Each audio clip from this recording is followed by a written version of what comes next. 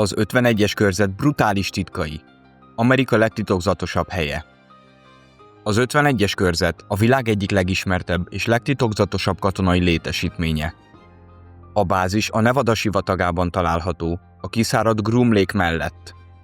Évtizedeken keresztül az amerikai kormány még a létezését sem ismerte el hivatalosan, ami rengeteg összeesküvés elméletet szült. Miért építették? Az 1950-es években a hidegháború idején hozták létre, hogy titokban fejlesszenek és teszteljenek kémrepülőgépeket. Itt repült először több legendás gép is, például a Lockheed U-2 és a Lockheed Escher 71 Blackbird. Miért kapcsolják az UFO-khoz? A környéken élők gyakran láttak furcsa, szokatlan repülőobjektumokat az égen.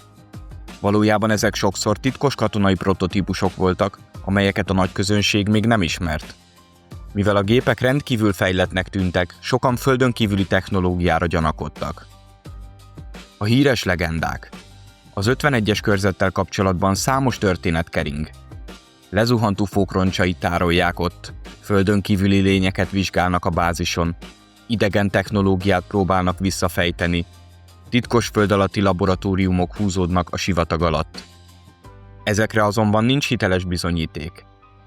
A bázis körül szigorúan őrzött terület található. A figyelmeztető táblák szerint a behatolókat letartóztathatják vagy megbírságolhatják. A dolgozókat állítólag különleges jelöletlen repülőgépek szállítják a helyszínre. A műholdfelvételek korában is sok részlete titkos maradt. 2019-ben egy internetes vicc hatalmas mozgalommá vált.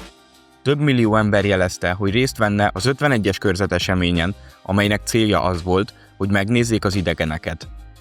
A valóságban csak néhány ezren jelentek meg a környéken, és nem történt valódi behatolási kísérlet.